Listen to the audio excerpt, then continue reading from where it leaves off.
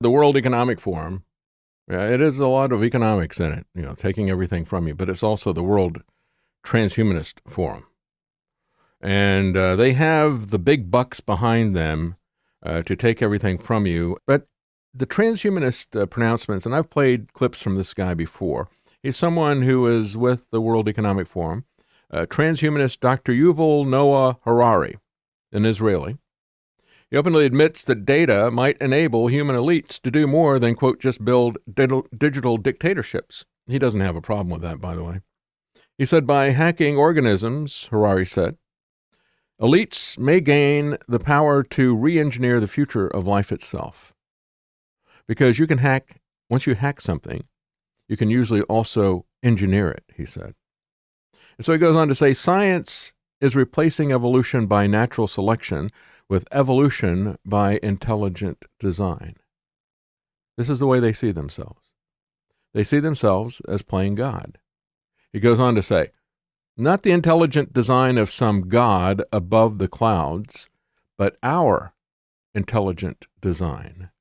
And the intelligent design of our clouds, of the IBM cloud, of the Microsoft cloud, of the Amazon cloud. These are the new driving forces of evolution.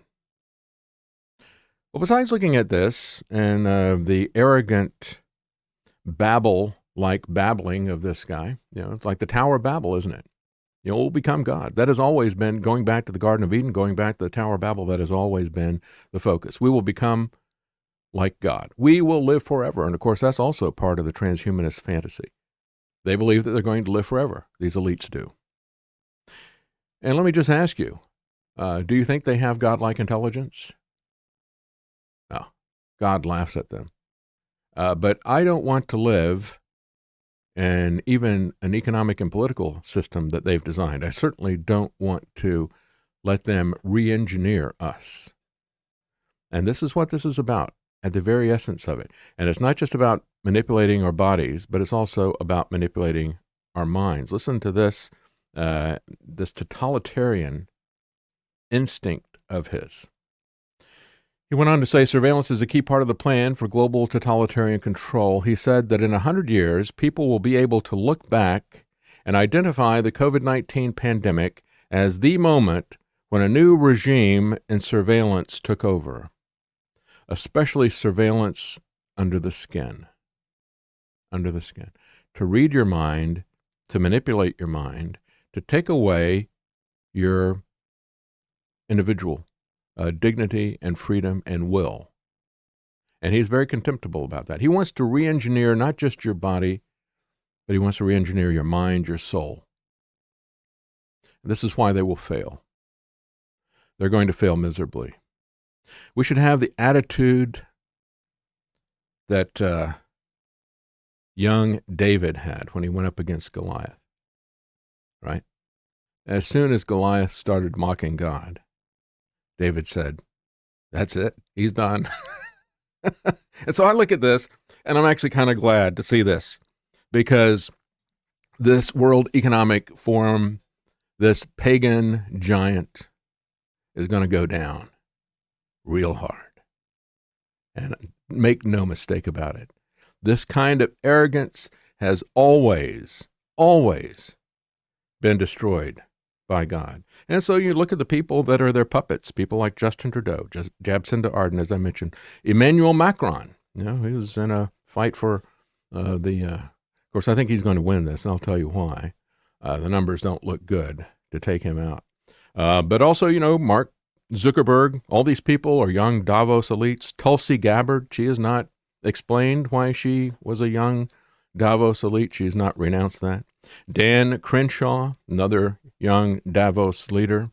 All these people there, they said they've got to get people on board. This is a LifeSite News article. They've got to get people on board with the idea of giving up ownership to an elite class, but how do they do it? Well, let's go back to the economic side of this World Economic Forum now. BlackRock is also heavily involved in this. And what has the CEO of BlackRock, Larry Fink, been touting lately? Central bank digital currencies. You see, that is the essence. That is how they get you with the global ID and control and watch everything you're doing externally. Now, of course, Harari has got bigger sights on this. He wants to get inside of you. That's another thing that you should be concerned about with Elon Musk. Have you noticed his obsession with, monitoring minds and that type of thing? Do not trust him. Don't trust anybody, as a matter of fact. Don't trust anybody. Go with what they do. If he's doing the right thing, applaud him, but never trust him. Never trust anyone in politics. Anyway, BlackRock, by themselves, I mentioned this the other day, three large firms that have about $30 trillion worth of wealth that they control. And those firms are controlled by three people. And it's just one of those, BlackRock, controlled by Larry Fink, $9 trillion. A higher GDP than every country on earth other than the U.S. and China. He's got more money and more gross domestic product than any other country on earth besides U.S. and China. And he probably doesn't have the kind of debt that we have in the U.S. BlackRock, Vanguard, State Street together, $20 trillion worth of assets. BlackRock alone, $10 billion a year surplus. So what could they do with that? Well, we already see what they're doing with it. They're going around buying up housing to make us all into renters. That's exactly what they want to do. Johnny Vips, did you notice Kamala repeatedly smirking at Biden's gaffing? Yeah, I know. But again, it is hard. Even for Lala to not smirk. You got Biden with his gaffes. But look at what they're doing. And look at the possibility for this. Just looking at the immense wealth. They have, $9 trillion under management. He has a $10 billion a year surplus. And so as he points out, that means if they put down between 5 and 20%, they could buy 130 to 170,000 homes every year. Every year. Or they could just outright buy 30,000 homes per year. And that's only BlackRock. That's not counting Vanguard, State Street, these other big guys who are doing that, as a matter of fact. So they could buy just cash prices, 30,000 a year. If they leverage it with down payments, they could get 130 to 170,000 a year. Now imagine that every major institute is doing this, because they are. And it could be such a fast, sweeping action that 30 years could be overshooting it. They may accomplish feudalism in the U.S. in just a couple of years, in just a few years. Now, I will add something else to this to accelerate it. Consider what happened with the last financial crash that we had, 2007, 2008. You had a lot of people who were underwater with their mortgages. They had borrowed a percentage, and then when the value of the house dropped, they could not refinance it, and they couldn't sell it, because the only way they could sell it would be if they kicked in some cash or they declared bankruptcy or something like that. And so if that were to happen again now, if people's economic prospects were to happen and they crash the price of houses, which is within their power, the banks can do it, the Fed can do it, these corporations could do it. If they crash the value of the housing market, get people underwater, take away their jobs, they can scarf this stuff up for far less than they just calculated here. They're calculating 5 to 20% down in today's inflated housing bubble. What if they burst the bubble? They could get a lot more than that, and they could pay pennies on the dollar for it and pay cash. And he goes on to talk about the fact that Schwab is the influences for Klaus Schwab. Who were his mentors? Well, John Kenneth Galbraith, the economist, he was very big on Keynesianism and that type of thing. But other than that, he talked a great deal about the affluent society. And he talked a great deal about how corporations didn't really need to pay any attention to consumers anymore. Does that sound familiar?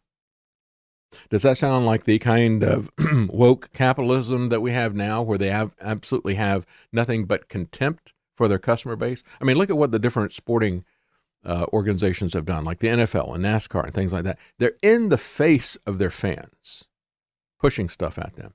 They don't care. As I've said many times, this is about stakeholder capitalism, or more accurately, stakeholder socialism. They only have one customer that they have to please, and that's the government. And that's what John Kenneth Galbraith was saying, 40, 50 years ago, even longer. Back in the 50s, he was doing some of the writing. Said, we're at that point.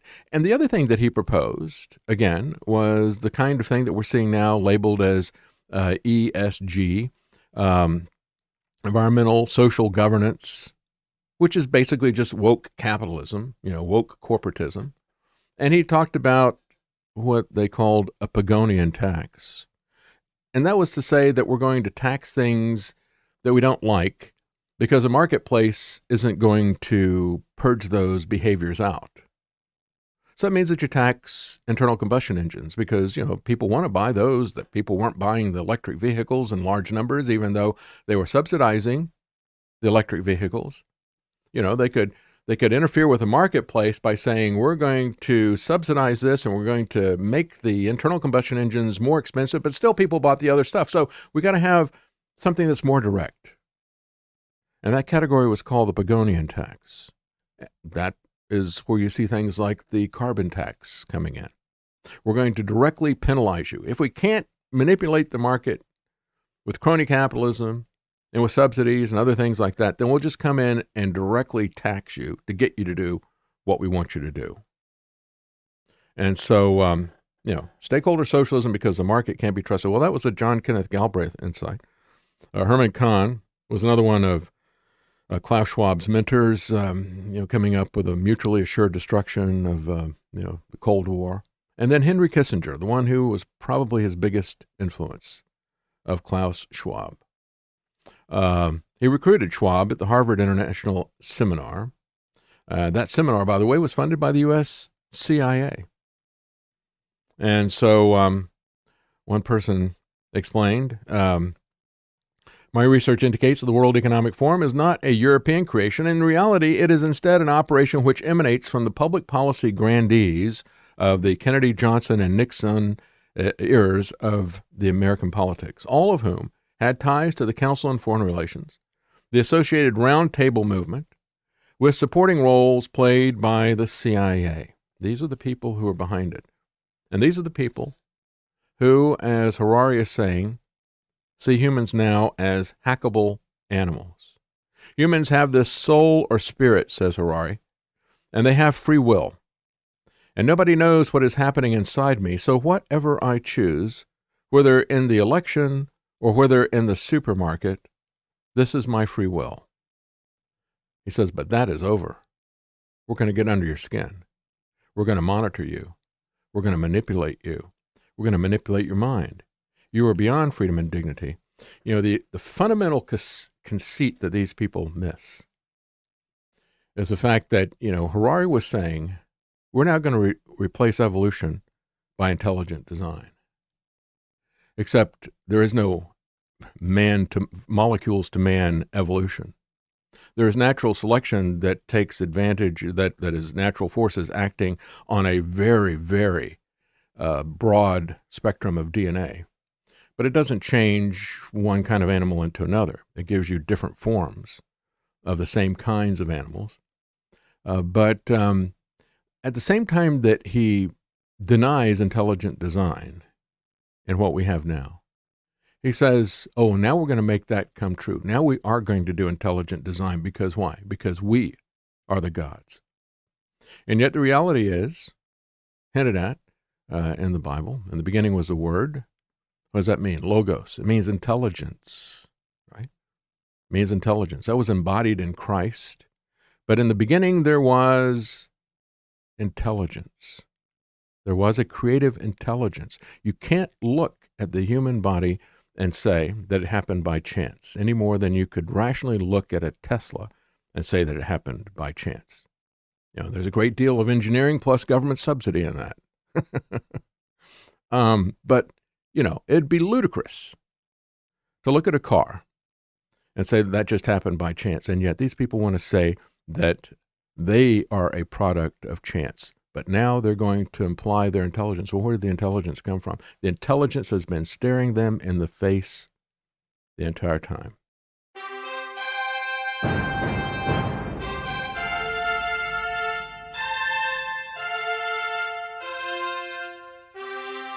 common man. They created Common Core to dumb down our children. They created Common Pass to track and control us. Their Commons Project to make sure the commoners own nothing. And the communist future. They see the common man as simple, unsophisticated, ordinary. But each of us has worth and dignity, created in the image of God. That is what we have in common. That is what they want to take away. Their most powerful weapons are isolation, deception, intimidation. They desire to know everything about us while they hide everything from us. It's time to turn that around and expose what they want to hide. Please share the information and links you'll find at thedavidknightshow.com. Thank you for listening. Thank you for sharing.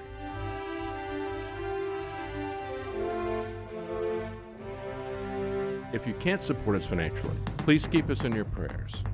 thedavidknightshow.com.